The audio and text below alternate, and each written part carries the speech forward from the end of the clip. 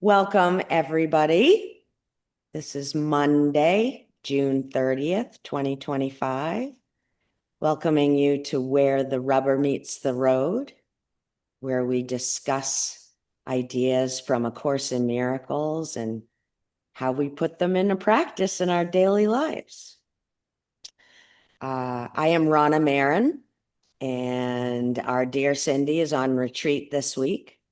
So I'd like to express my gratitude for the opportunity to step in and be your leader today. What we have in store is I thought that together we would read Who Are God's Teachers from the Manual for Teachers in A Course in Miracles. And a small bit of a selfish reason is I wanted to introduce our new friend Julie to this section, because when I first read this and studied it with somebody, it made me very excited to know about this invitation that I had been given.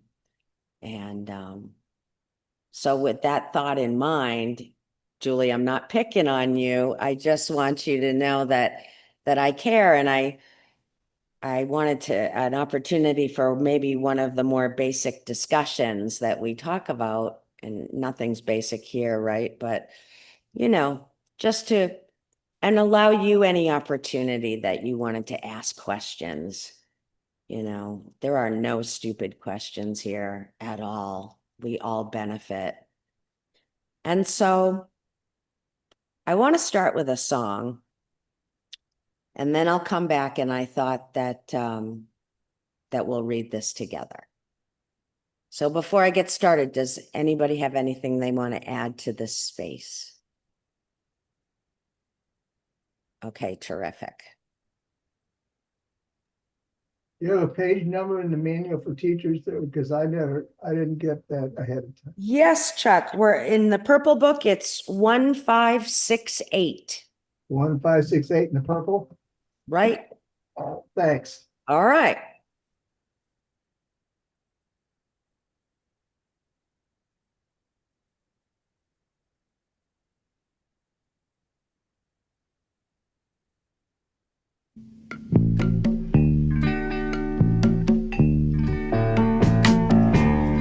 I can see clearly now, the rain is gone. I can see all obstacles in my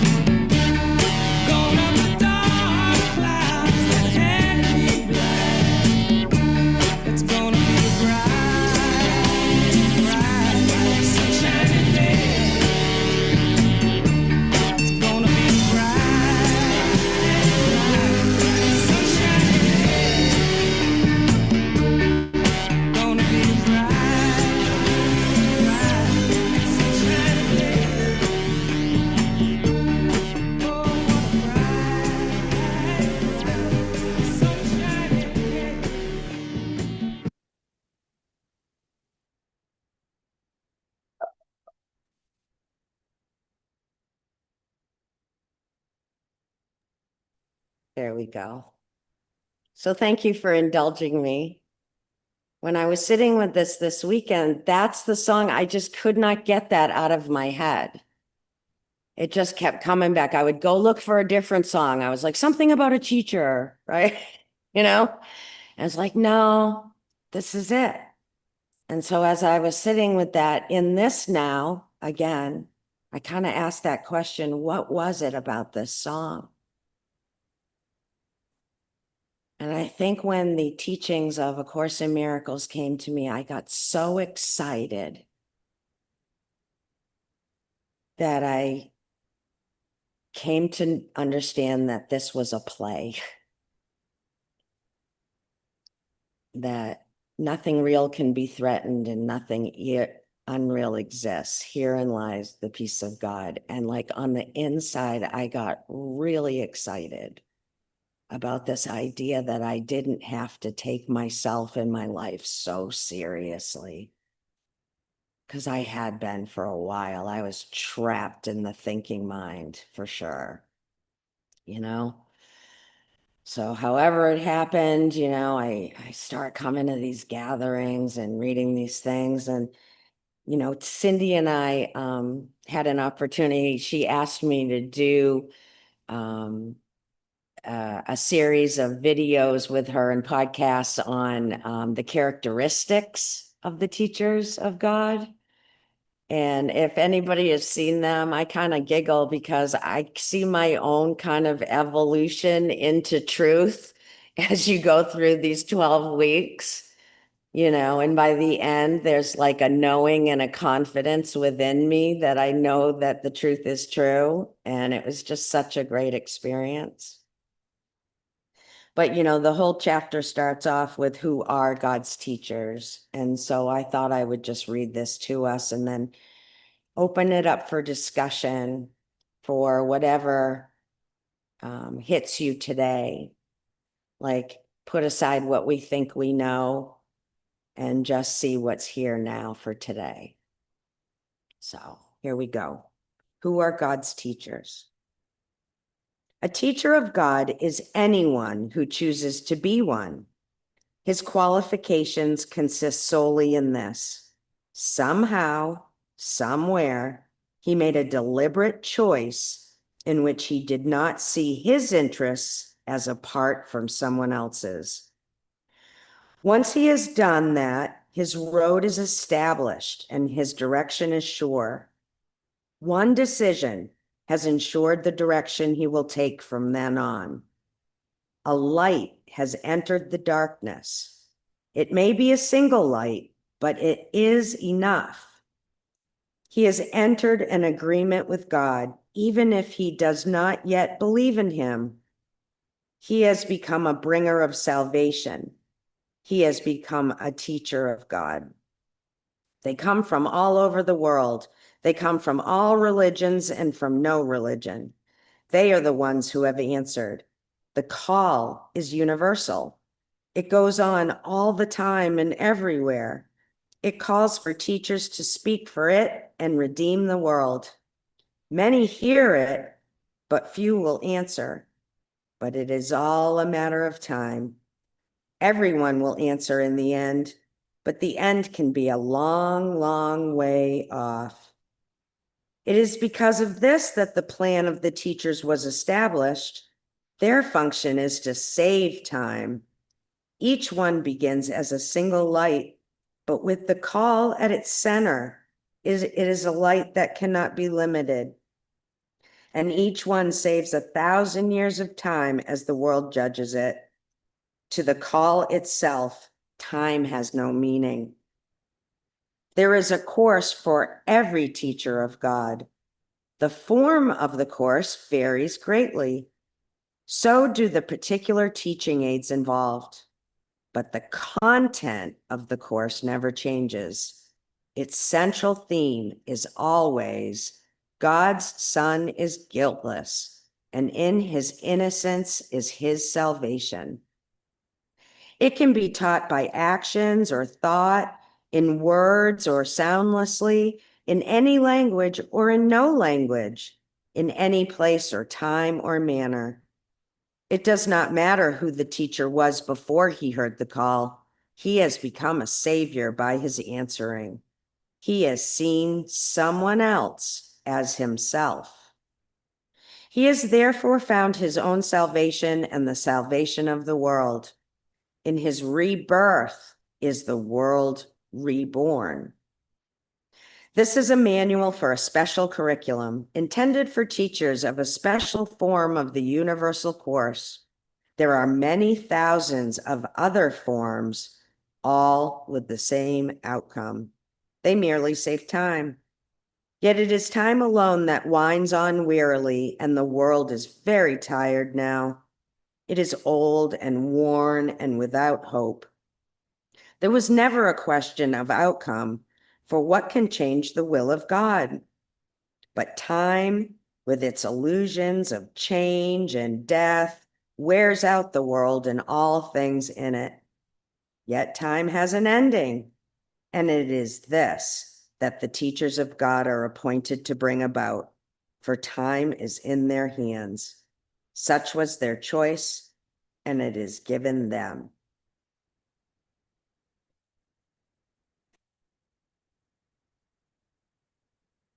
It might be a single light, but it's enough. I am that I am, and that is enough. I've been using that for about a week. And something's being transformed. But this idea of a call, an invitation, we've talked about it before. Like, how did we all get here? And each of us kind of have our own little journey or story, that gets us here. But continually over and over, what is being pointed to is it doesn't matter how we got here, it's that we're here, willing to gather, to practice, to teach each other. We are all teachers. You are my teachers. And you tell me that I am yours. And there is something about the part of me that identifies as this limited Rana really likes that. And that's okay too. Been thinking about, what's my purpose? And as a young person, I had no idea. And then when I got into my 30s and some life changes happened, I was like, oh, this is my purpose to, maintain this recovery and help others. And then I come here and the purpose is even simpler than that. It's for myself to awaken to truth, because as I do that, everybody benefits. And I love how the Course is so timeless, right? In that last paragraph, time alone that winds on wearily, and the world is very tired now. It just applies. But it is the inner work that I continue to do here with the encouragement of you all that I just know it's good. Like, above all else, help me to see differently, because I know there's good. I'm misperceiving something.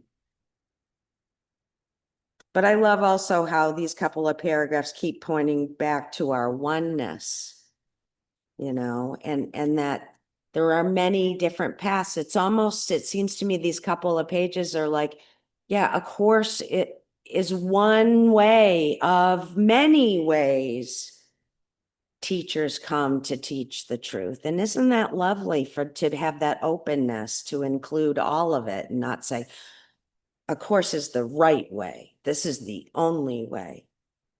That's what I've learned, that really what it comes down to is you've all pointed me to the inner guidance, It doesn't matter which teacher I follow at any particular time or which book I'm reading or who I'm listening to. You know, right now I'm loving the guides like you all are too. But the truth is it all points back to go within. You know, the same guidance that any guru I think has is in me. I mean, how fantastic that I was put here fully equipped.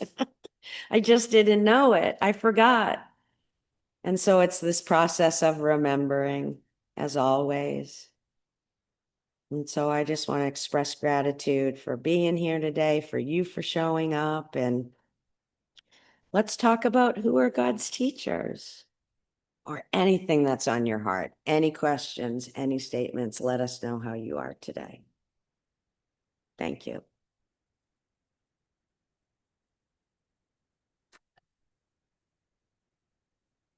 Julie, unmute yourself, darling, and come on in. All right, I unmuted. Good. Um, okay, so yes, so I love that who are God's teachers because since I am new in here and I am a little bit I am taking myself a little seriously with this, and I have to be kinder because I'll read some stuff. I'm like, oh my God, this doesn't make sense, and then I feel like I'm not getting it, and then I'll watch a video and it's like, oh, I get it. And then, or I'll watch something else. Like over the weekend, I watched a lot of things, NDEs, and everything had to do with what we were teaching. It's all about love and that unconditional love. I was like, I'm getting it. You know what I mean? What you guys are saying and that, and I can tell. And then like today, I was telling Livy that I was starting to read the lessons, but I was having little issues with understanding. And she referred me to Amy's book. So I ordered that. So that will help me because, because I need it to be, a little bit more simpler for my brain. But I thank you for those words today, Ronna, because I really have to stop judging myself. I'm doing that old behavior. And I like that we're all teachers and that nothing I've done comes easy right away. I just got to hang in there. But I do see a little light. I am seeing light from these groups because before I started, I was really getting involved with what's going on in the United States, basically. And I was doing a lot of videos and a lot of reading. And now I find myself like, that's just turning me off now. It's like, no, I just got to pray for love for everyone. And even my enemy, well, people that I do not care for, I think their behavior is not well, but I'm looking at them now as a child of God, like they're 3 years old and that they were pure at one time. And that's helping me. And I owe it to this class, this group right here, because I feel that love is entering me more often than it was. So I think that's where the light's finally coming on. That I'm starting to see a little bit in me, a change. But I have to be careful with everybody else in my circle, my friends and my family, like that I don't push this. Oh, this is what's really going on. Because that's not what the role is. It's just so anyway. So those are what's going on with me, and I'm just so glad to have all this this experience of you guys all, and that we're free to open and question things, and I like that. So yes, I'm hoping I will ask more questions now because now that I feel like a little bit human, I guess what the word is. So thank you. Thank you, Julie. When I first started hanging around with Cindy, she told me that when I'm trying to get it, is I'm still using the thinking mind and the intellect. And that a lot of this work kind of is absorbed by the heart and this desire to understand it is still like that ego thing going on. Like, I need to get this, I need to keep up, I need to get, better and that kind of thing. So I just wanted to share that with you, that my experience has been that as I keep showing up, the clarity and the understanding just happens. It's not something that I'm like wrapping my mind around and getting. So it's a little bit different. So we can talk about that again sometime. Who else?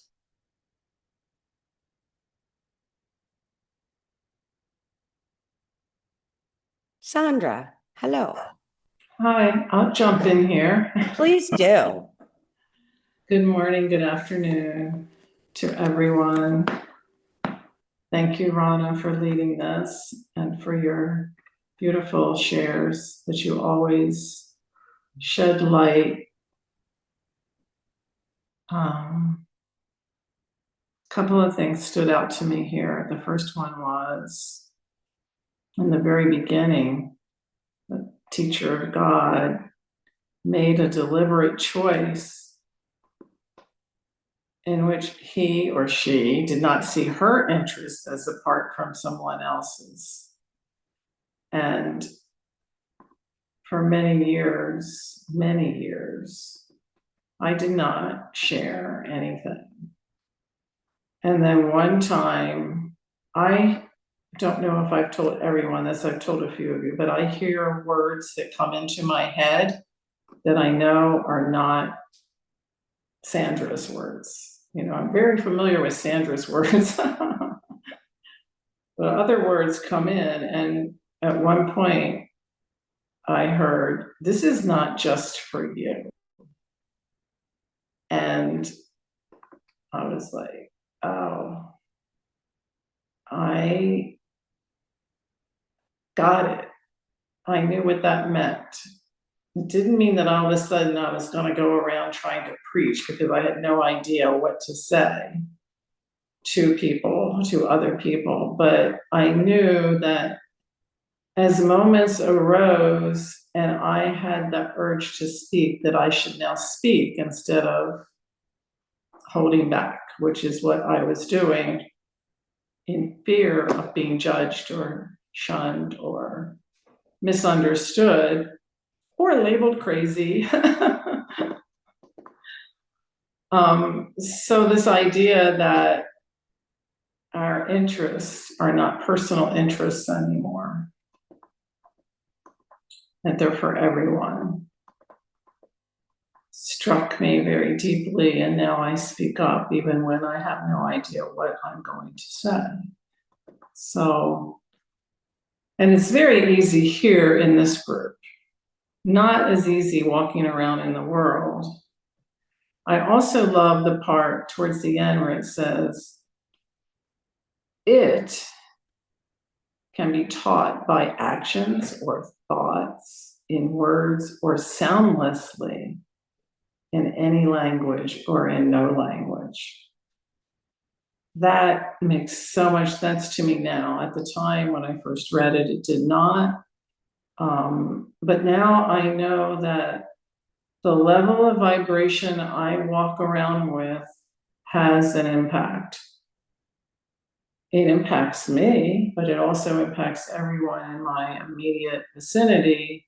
And who knows how far it goes, stretches out. I have no idea.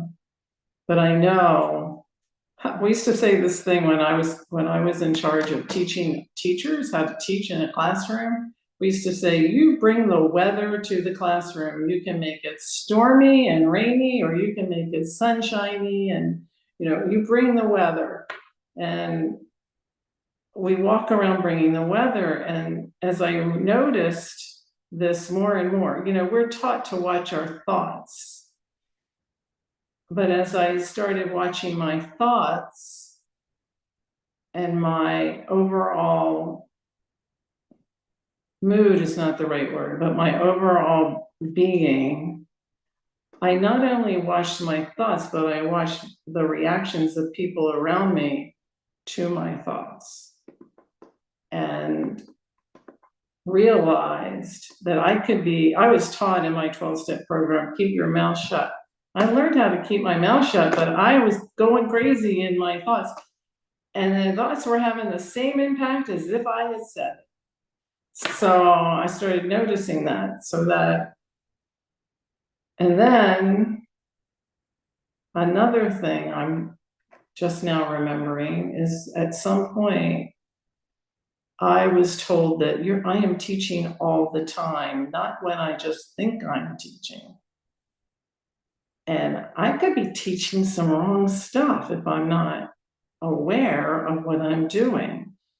I could be teaching to my grandchildren that it's perfectly appropriate to get irritable when things don't go your way. I could be teaching that. So I'm always teaching just by being. And that'll stop you in your tracks, like, oh. And it all became available, as you said, Rana, so beautifully, from within. It all came from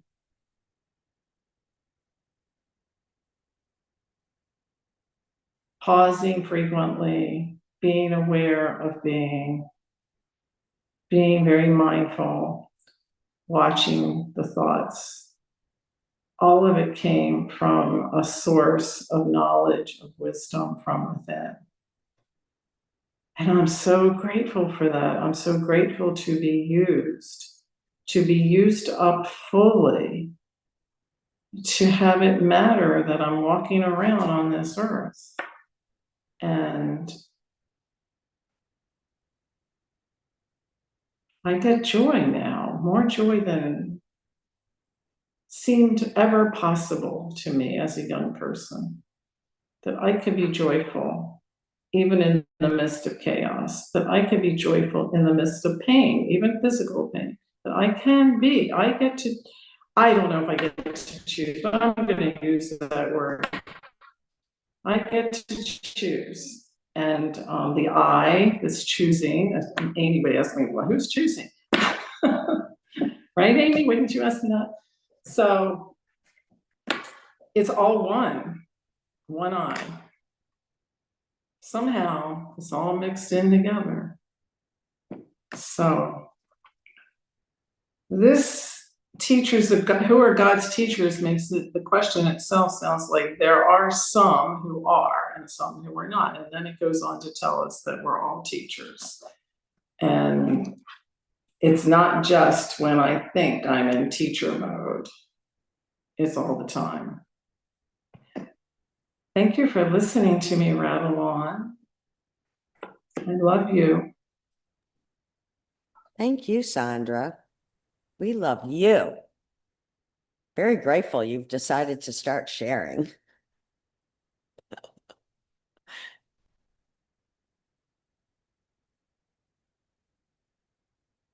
David, welcome. Thank you. I was late, so I missed the first your presentation of the topic, but I like this morning I was in my AA meeting and the person who was a host this was like her second time as a host, and she felt overwhelmed by what she thought was the intellectualism of the group. I mean, and I understand how I feel that way sometimes too. I mean, it's, we're there with, civic leaders and doctors and lawyers and on and on and on. And so when she talked about this, she said, I'm not good enough. Maybe I'm not good enough to present this and tell what I'm saying, feeling, and so forth. And I go, that's not true. I mean, you're just, and I told her, I said, by being honest and real and coming from your heart, there is no better way to teach anyone, as we're talking about today. And then I realized, hey, that applies to me too. And so it was so interesting. She was teaching me what she felt like she was unable to teach anyone, and it was like, well, it sure worked on me. And so the other thing that I've become aware of when listening to the little bit I listened to today, I'm always teaching. I mean, if I'm crabby and angry on the interstate and being negative in around the house with Betty, of course she always calls me on it, but then it's almost like, well, but then I mean she's not buying into it. But there may be situations like at church or in another group or at the grocery store I'm teaching all the time, and whatever I put out there, you know, is what people are learning from me, even if they're not aware of it. Everybody's always learning because everybody's always teaching, and we're all absorbing what is in front of us. And so, I've been making a decision the last couple of days to just start out the day positive. And I mean, I set up the way I start out the day, and I'm usually, everything's awful, and the politics are terrible, and the world's going to come to an end as soon as Iran blows us all up, and on and on and on. But I can, I don't have to be there. And my friend Resta, who teaches a class on Saturday, says, one of the things I know I'm talking about, one of the things we can do is when we wake up from a dream, and there are sleeping dreams and there's awake dreams. But if we wake up on a dream and we have like the tail end of that dream is still stuck with us, which often happens a lot, we can change that dream. Why don't we just go back into that dream and change it? Make it have a happy ending. We can do that. And because we have the power, because like I say, it is an illusion. And we can also do that. I think anyway, in my everyday stuff, because my everyday stuff is kind of illusion too. It comes out the way I set it up. And if I can change my outlook on what's going on in the world to a positive, not necessarily a spin, but a positive outlook on what's going on, it will likely come out that way, because that's the way I set that up. And so I can choose which way, my dreams will come out, because they're my dreams.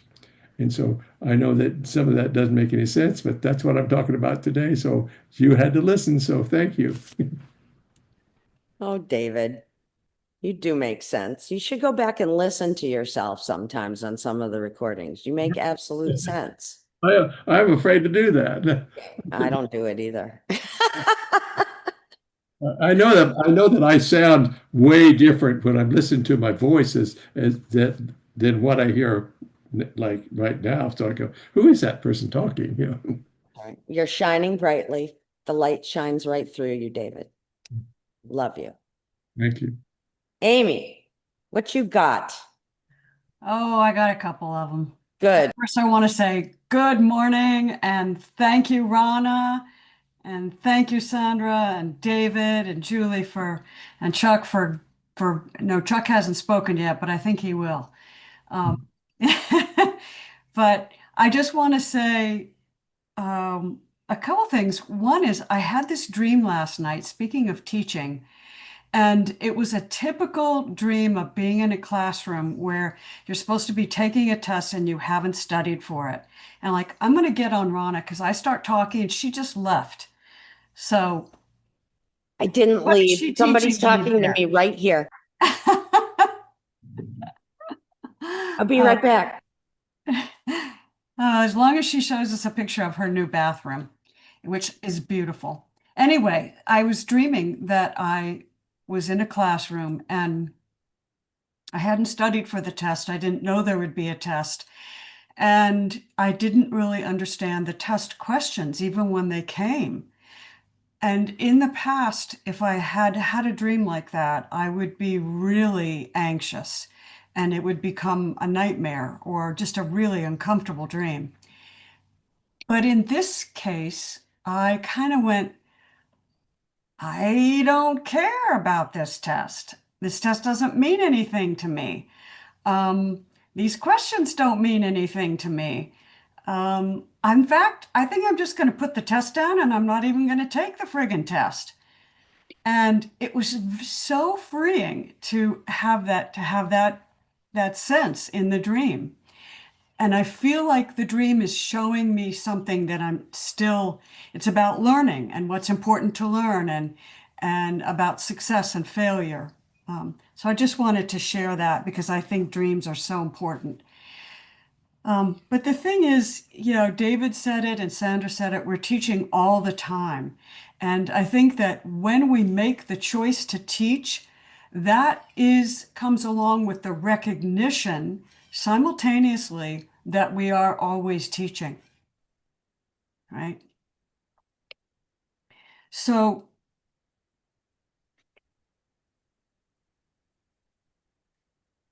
the other thing I wanted to say, I'm sorry, I'm waiting for the download to come in. Watching our thoughts. Sandra mentioned watching our thoughts. So the thought that I am a teacher, or that being a teacher is something that I need to step up to the plate for, that is not a thought that the small mind has. That's a thought that arises in awareness, right? It arises in awareness. And then as we pay attention to that, as that sticks in our awareness, then we begin to watch our thoughts and be the witness to our thoughts more and more often. And then as we continue to watch our thoughts and learn from the thoughts that arise on their own within us, we begin to see the patterns of our thoughts. And we begin to see that our thoughts just arise and that we are free to choose whether to believe those thoughts or not to believe those thoughts. And so watching thoughts is the doorway into the realization that I am the awareness in which all thoughts arise. And so this teaching, Who Are God's Teachers, is talking to the one who hasn't quite gotten to that awareness yet.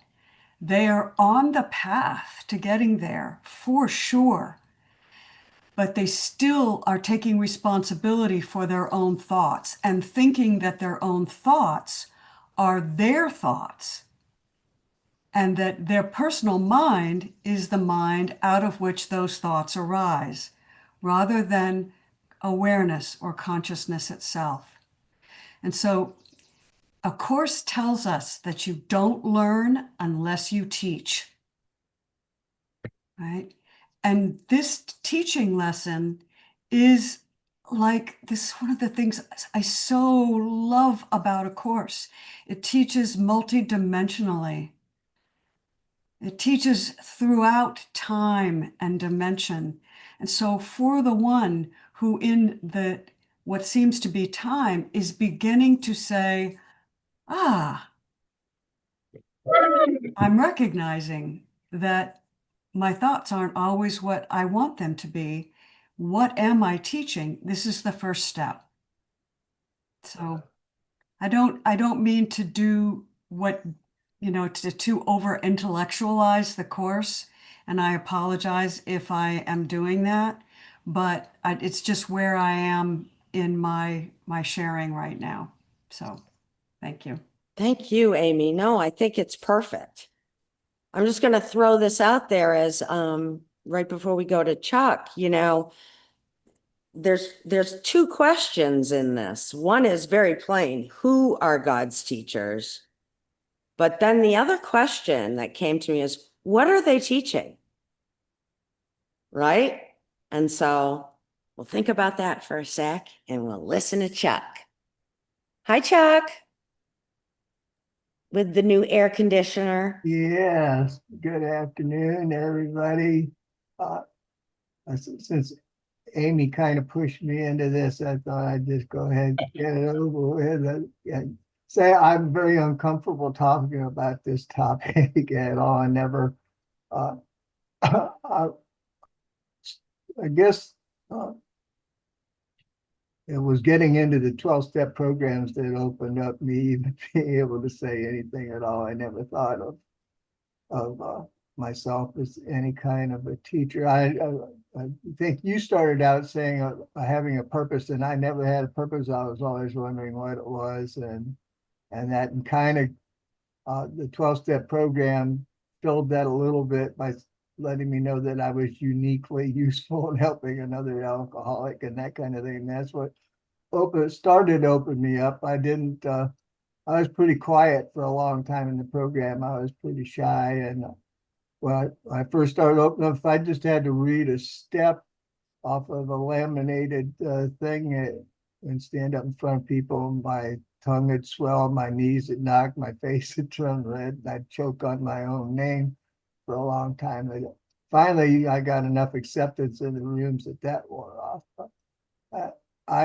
and the more gook and gunk that I started sharing, the more heads I saw going like that, and that kind of told me that I was contributing something and being acknowledged. So this whole idea of being a teacher, it's uncomfortable sharing it, but it's been kind of brought to me outside of myself, and so I'm sharing it here. I know this isn't on tape, so nobody has this, and I get to share my uncomfortable and embarrassment. You know, I'm going to share this. I don't know if it's too much. I did. I had a book. You know, it's called "Your What Your Life Is Meant to Be" or something. But it was written by Dan Millman, the Peaceful Warrior, and I went through that a long time ago, and long before I ever got very far into this, and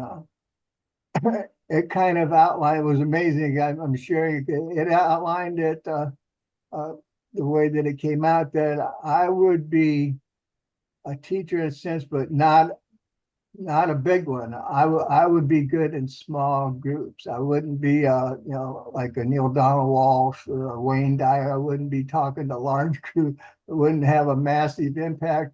And so I just I don't know how, if it even landed or even I understood it, but then when I look at my life in hindsight now, and the receptions that I've received when I'm in AA meetings and making comments or on these programs and sharing somewhat, I thought, wow, that's where I've had the most impact from the feedback I've got from other people, is in small groups with small amounts of people. And so I've had to kind of accept that truth about myself, although it's kind of hard to swallow. I heard Regina Dawn Akers share this, and I'd had these experiences. I don't know if anybody else has, especially in the programs, finding that now I'm not aware. I've had, it was being shared here, and I've had some experiences where in my life where people have come up and then shared things that I worked at.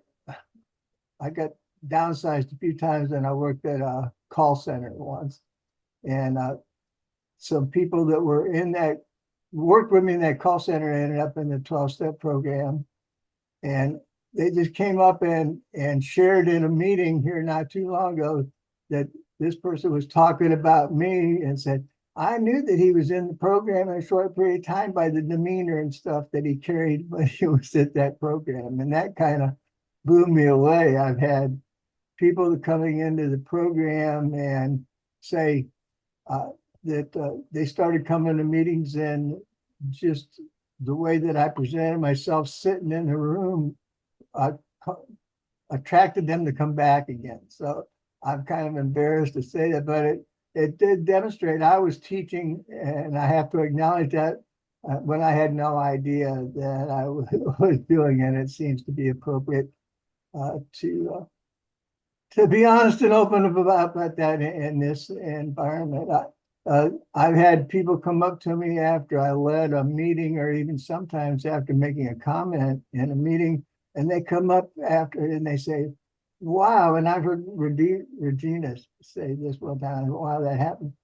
People come up and they go, oh, wow, thank you so much for what you shared tonight. I absolutely really needed to hear what you said. And they tell me what they heard. And I didn't say anything like that at all. Nothing that was close to even what they told me they heard. And that's what I recognized. You know, I was just an instrument, their own inner guide, their own inner wisdom was telling them what they needed to hear and used me as the instrument. So I've had that enough times that I think that's really worth sharing. And if everybody else had that. So I've probably talked long enough here now. Really great to be with you. Love you all. Appreciate it. Take care. Oh, I will say one more thing. I think Dave kind of touched, or David, in one of the meetings I was in, I don't know if this is worth anybody's time, but there was a discussion meeting and there was a new person there. And this new person, it came to them and they said, you know, I'm really, really new. I don't have anything profound to say. And there was another guy in the room, and this guy actually he was being tolerated in the rooms. He was one of us, but he had a frontal lobotomy, and his mind was all. And sometimes he was pretty inappropriate in the rooms and stuff, and he sometimes had stuff putting together. But this person, after that person said he didn't have anything profound to say, out of his mouth came, "You don't have to be profound, you just have to be honest." And I went, wow, that's the most profound comment I've heard in all the meetings I've ever been to. And I don't know if that fits in here, but it's amazing how we can be taught in different things. I hope I didn't overdo by going there. Have a good one, everyone.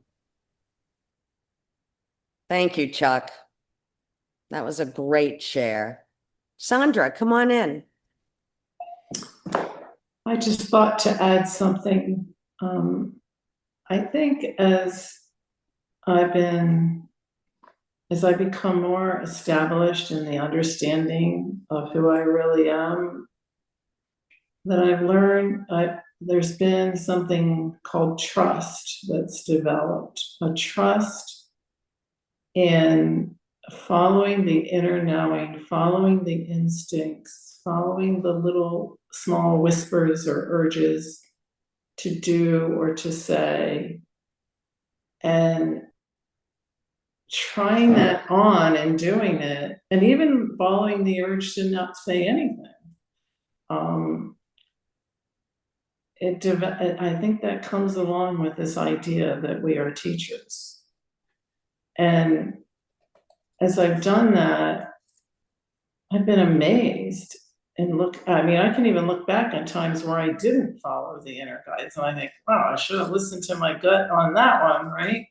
So just trusting that whatever is said, even if it's not what you think it's, like Chuck just said, it helps somebody.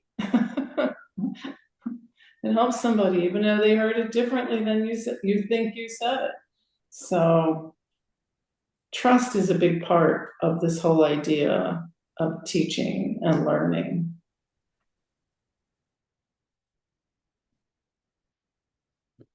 I'm going to jump in on Sandra, and to me is trust myself to be who I am, and as long as I'm coming from my heart, I don't have to doubt. There's nothing to doubt, because but I keep thinking there is, but there really isn't. I can trust myself to be who I am. That's all I can be, and that's perfect.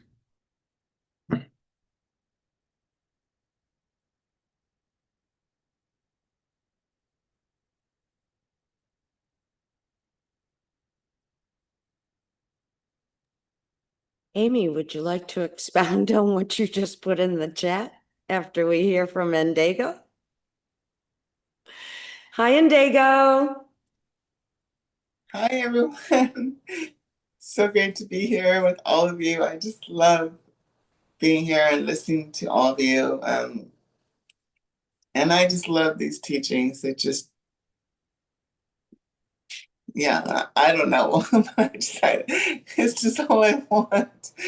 It just gives me so much peace and joy. And no matter what's happening, it's like perfect.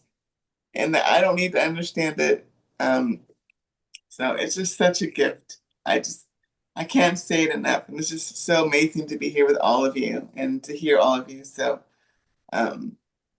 yeah, Yeah, and I'm still recovering, and I'm okay with that.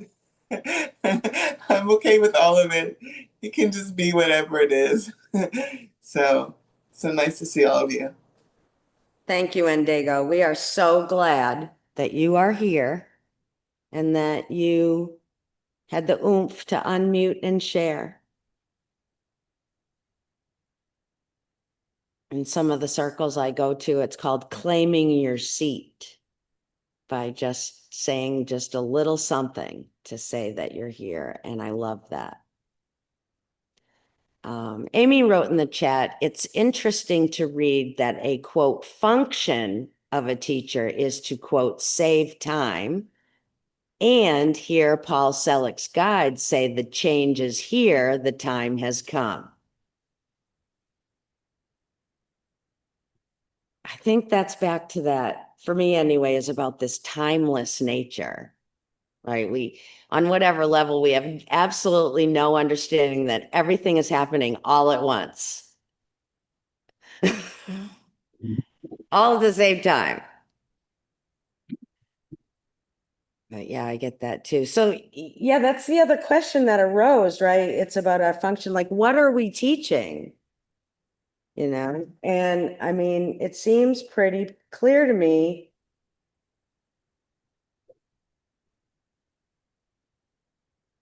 He has found his own salvation and the salvation of the world.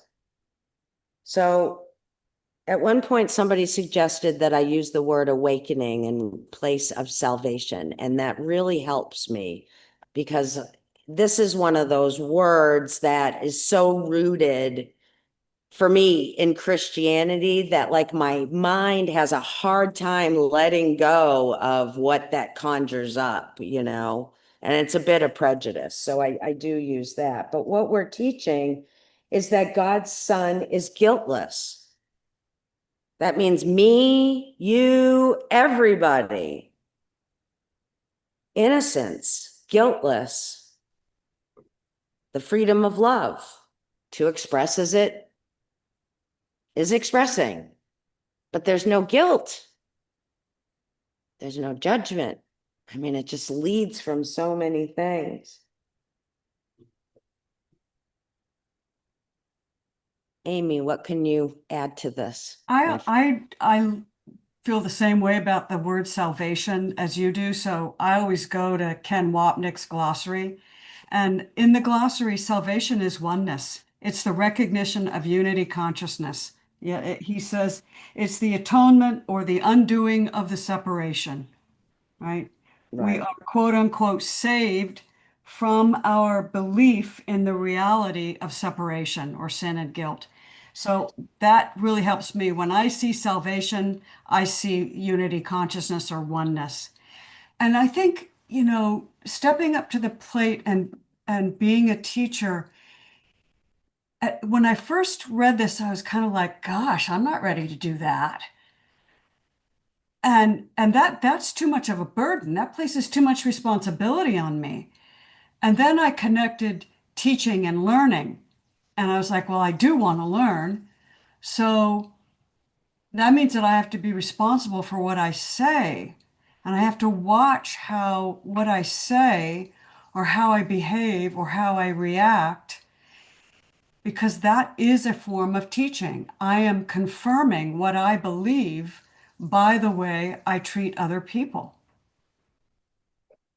And so when I thought, oh, okay, that's what teaching is, bye, David.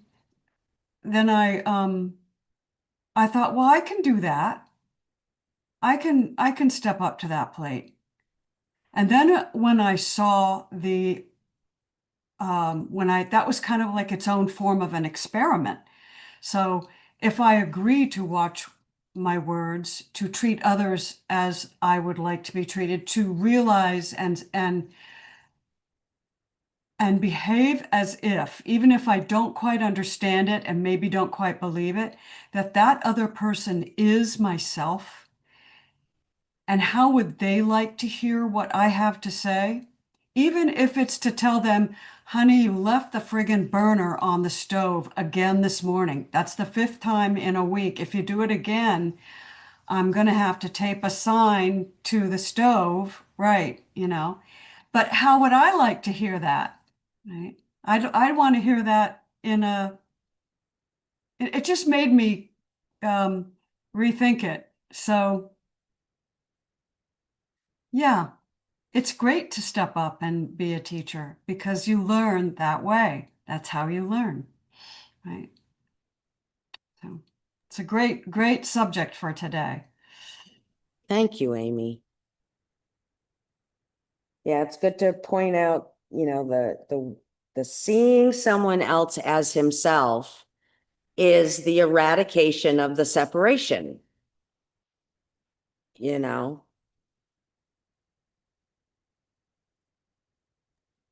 And then you do that more and more and more and more until you start to see the insect as yourself, the leaf as yourself, the unseen molecule of air as yourself, right? Everything becomes yourself. And it does seem like it takes it does take a mind shift to begin to see that way. But once you start and you play with it, it's its own form of learning. It opens up all kinds of things. Yeah, it's fun. I've heard people in gatherings use the phrase, I'd like to teach myself something, and then proceed to share. And I find that interesting because it is that opportunity to put aside the doubt that what's about to come through needs to be intelligent and all this, the ego stuff. I need to sound good. I need to have references. I need to be able to quote books instead of just showing up. Like, I did absolutely no preparation for this today, except for read it and find the song. I'm so proud of that because, I used to sweat bullets thinking that I had to dance on a coffee table to lead a meeting, And that is just not what happened. So in the spirit of teaching myself, it's that like the one that shows up in the gathering is the teacher,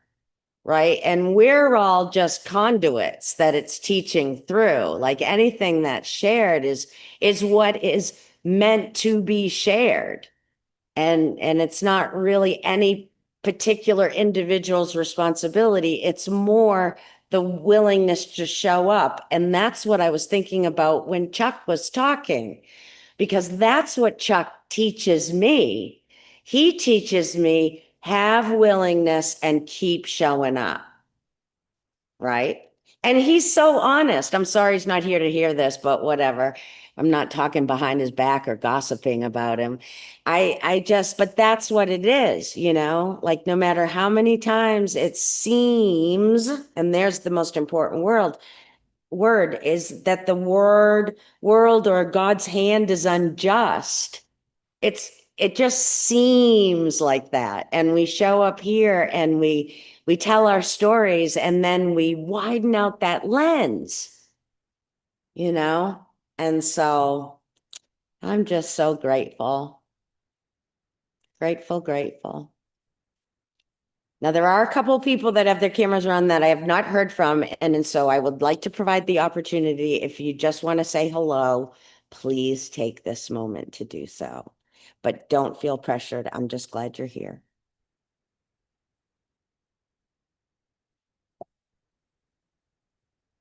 Well, I love you all so, so much.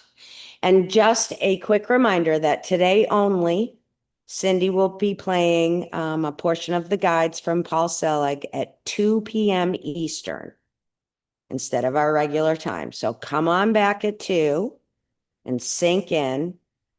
I'm going to try to do that somehow. So if you see my square, don't talk to me. And because I just love the guides, don't you? Yeah. Thank you so much, Rana. Thank you for showing up and stepping up to the plate and leading us here this morning. Oh, you are so very welcome. Let me end with we love each other and love ourselves.